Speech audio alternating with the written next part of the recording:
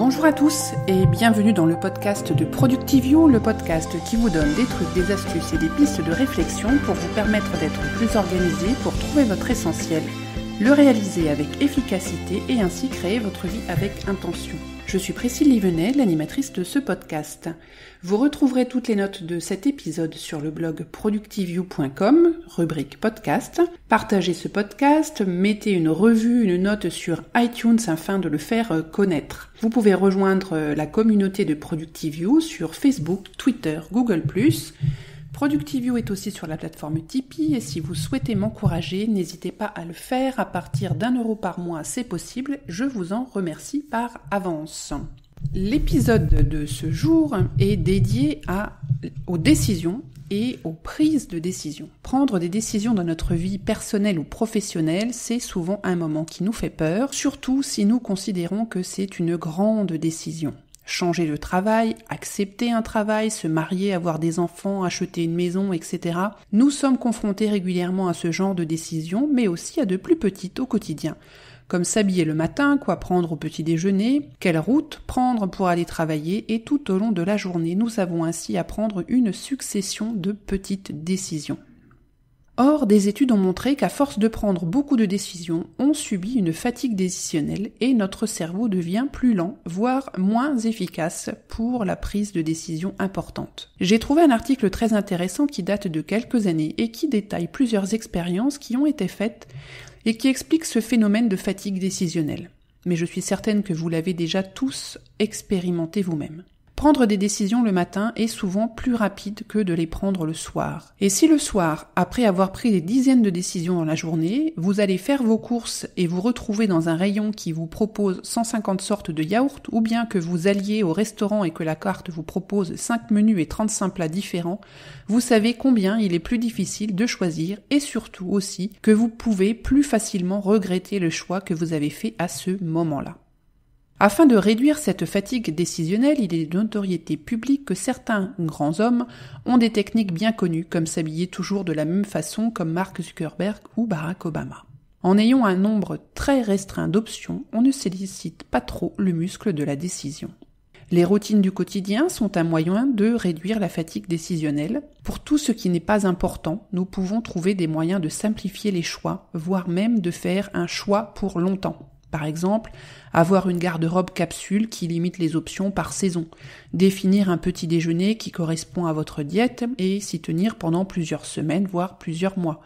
Commencer sa journée au travail de la même façon, la terminer toujours de la même façon. On peut ainsi prévoir des choses qui nous éviteront de prendre des décisions, de faire des choix que nous pourrions regretter. Ainsi, si vous suivez un régime alimentaire précis, prévoir et faire vos repas à l'avance pourra nous éviter de succomber à la facilité le soir en rentrant bien fatigué du travail.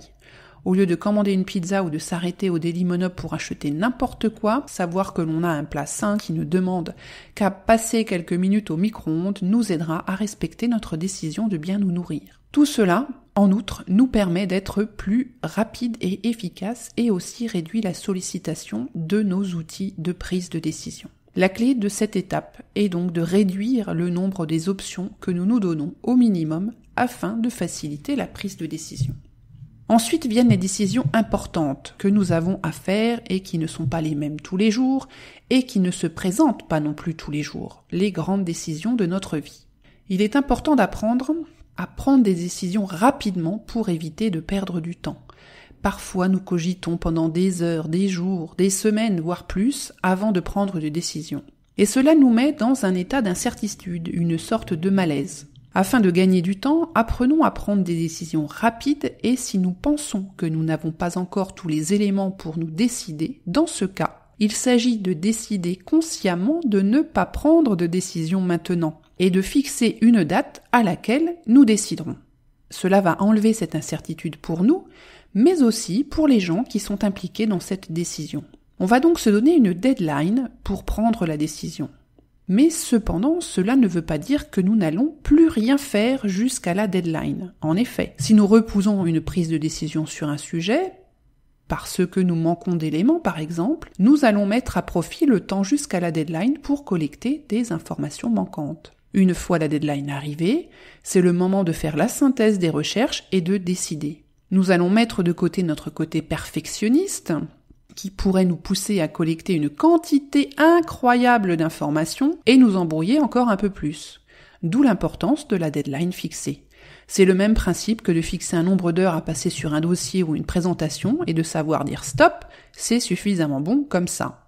Ensuite, une fois la décision prise, nous allons pouvoir mettre en place les actions nécessaires à la réalisation de cette décision. Tant que la décision n'est pas prise, alors on ne peut pas agir. Une fois la décision prise, on peut agir, on peut avancer.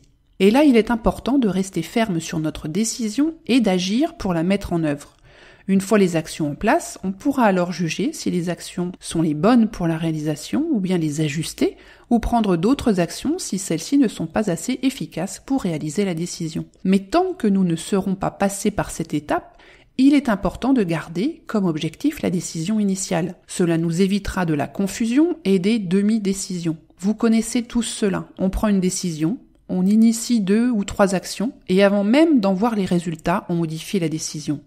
Je suis certaine que vous l'avez déjà tous vécu. Au final, la confusion est totale. On a alors l'impression que la première décision n'était pas la bonne, avant même de s'être assuré que c'était le cas, et on part dans une autre direction, mais avec la même méthode, et au final, on n'avance pas.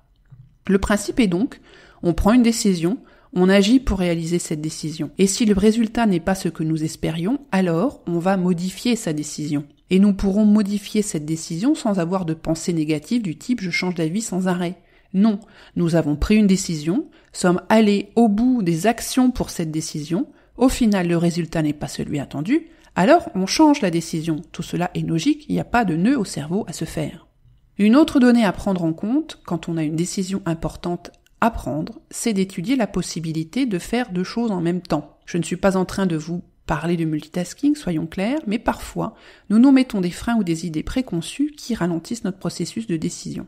Je vais vous parler d'un exemple personnel qui devrait vous éclairer. Il y a quelques années, j'ai eu envie de monter une entreprise pour créer et vendre des cupcakes. J'en faisais beaucoup depuis un moment, j'avais acquis beaucoup de matériel pour travailler la pâte à sucre, etc.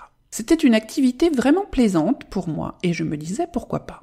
Vous connaissez ma situation, seule avec mes 2 fils encore bien jeunes à ce moment-là. Au lieu de prendre une décision drastique consistant à dire « je quitte mon job et je me lance », je me suis alors lancé des challenges à réaliser en plus de mon travail officiel. Je voulais tester ma capacité à faire ces délicieux gâteaux sur de longues périodes dans de grandes quantités, à rester longtemps debout, ce qui somme toute représente une partie des contraintes de cette activité.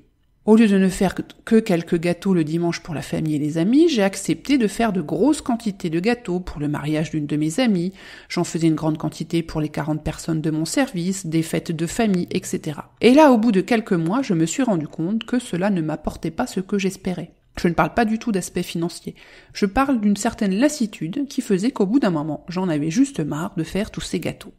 C'était sympa pour le week-end, les amis de temps en temps, mais ce n'était définitivement pas une chose qui pouvait devenir mon activité principale. Mais cela, je ne pouvais m'en rendre compte avant de m'être mise dans les conditions en parallèle de mon activité officielle. Il en va de même pour mon activité semi-professionnelle actuelle. Je teste depuis plus d'1 an maintenant l'activité en ligne afin de voir si cela pourrait être une activité pour plus tard. Et mon test, pour le moment, me dit que oui, en complément, mais certainement pas à temps plein. J'ai pris la décision de tester mon idée en parallèle de mon travail avant de prendre des décisions plus impactantes, même si cela me demande de faire des sacrifices sur certains aspects de ma vie afin de trouver le temps de mener de front plusieurs activités. Mais je préfère de loin me mettre sous contrainte pendant quelques temps et ainsi pouvoir prendre, à l'issue de cette période de test, une plus grande décision pour mon avenir, en connaissance de cause, que de me lancer la fleur au fusil et de me rendre compte ensuite que ce n'est pas ça. Ou en tout cas dans mon cas, ce n'est pas que ça que je souhaite faire. Alors évidemment, ce genre de test ne fonctionne pas sur toutes les décisions. Si vous en êtes à décider si vous voulez avoir un bébé maintenant ou plus tard, ou vous marier avec votre amoureux maintenant ou plus tard, il est assez difficile de faire des tests, nous sommes bien d'accord. En faisant mes recherches, j'ai trouvé d'autres techniques suggérées par Brooke Castillo, qui est une coach américaine, et l'une de ces techniques est de s'imaginer dans des scénarios positifs, quelle que soit la décision prise. Donc, quelle que soit la décision que l'on prend, on se dit qu'on va rencontrer le plus grand succès. Que vous vous mariez ou pas, votre vie sera fantastique. Que vous divorciez ou pas, votre vie sera fantastique, etc. Et ainsi de se demander si, sachant que quelle que soit la décision, les conséquences sont positives, est-ce que nous ferions alors Qu'est-ce que notre ventre nous dit ? Quand j'ai entendu, lors de mes recherches, cette technique de Brooke Castillo, je me suis dit spontanément, jamais je ne l'ai utilisée et je ne vois pas comment faire d'ailleurs. Et puis en reprenant mes notes pour écrire ce texte, je me suis dit, mais si en fait, à vrai dire, c'est une technique que j'utilise. En effet, dans ma façon de réfléchir, je pense bien évidemment au pire cas, the worst case scenario, comme on dit. Mais en même temps que je pense à ce qui pourrait aller de travers, je cherche ce qui pourrait être fait pour éviter le pire, ou ce que je devrais faire si telle ou telle situation devait se produire. Par conséquent, m'étant mentalement préparé à différents cas, du meilleur au pire, je me rends alors compte qu'il n'y a rarement de scénario catastrophe, puisque, basiquement, on peut toujours trouver des solutions aux problèmes rencontrés, et d'autant plus facilement qu'on s'y est préparé. Au pire, j'ai alors le choix entre des scénarios plus ou moins simples, mais rarement des scénarios catastrophes. Donc en définitive, le choix se fait avec le ventre, ou comme je le sens. Et encore une fois, si le résultat n'est pas à la hauteur de mes attentes, j'ai expérimenté, j'ai appris des choses, et donc si je dois changer de décision, je le fais de façon consciente et fondée.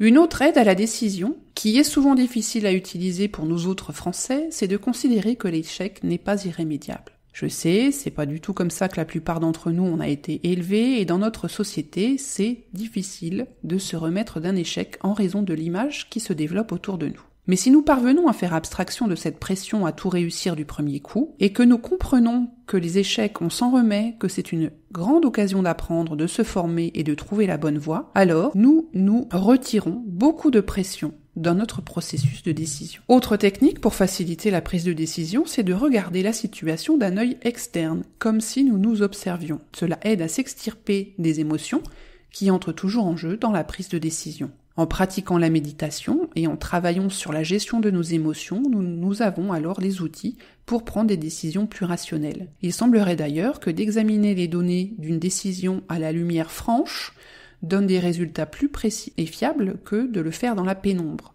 Peut-être que les proverbes disant « il fera jour demain » ou « agir à tête reposée » sont donc fondés sur des principes et pas seulement des façons déguisées de procrastiner sur une prise de décision. Je vous ai d'ailleurs mis un lien dans les notes de ce podcast qui détaille plusieurs techniques ainsi que les recherches scientifiques qui ont été faites pour arriver à ce genre de conclusion. Dernier point, déjà évoqué, tout comme pour les objectifs, les décisions prises ne se réalisent que si nous agissons dans le sens des décisions prises, et surtout si nous avons réfléchi sérieusement aux actions à mettre en place, et si nous faisons un suivi très régulier de ces actions et de leurs résultats. Je vous invite à relire ou à réécouter l'épisode de 12 Week Year, qui date de quelques mois maintenant, où je parlais de l'importance du plan d'action et du suivi des résultats. C'est la principale raison des échecs, l'absence de réflexion sur les actions adéquates et sur les résultats produits sur une fréquence très rapprochée. C'en est fini de cet épisode sur les décisions, j'espère que cela vous aura inspiré. Encore une fois, toutes les notes de ce podcast se trouvent sur productiveview.com dans la catégorie podcast. Je vous retrouve dans quelques semaines, je pense le 27 juin. J'ai un planning excessivement chargé au niveau professionnel au mois de juin, donc je ne pense pas être en mesure de vous faire 3 épisodes, mais on va donc en fixer 2 et peut-être que je pourrais en faire 3, mais au moins j'en annonce 2. Je vous souhaite à tous une très bonne semaine et puis je vous dis à très vite. Bye bye.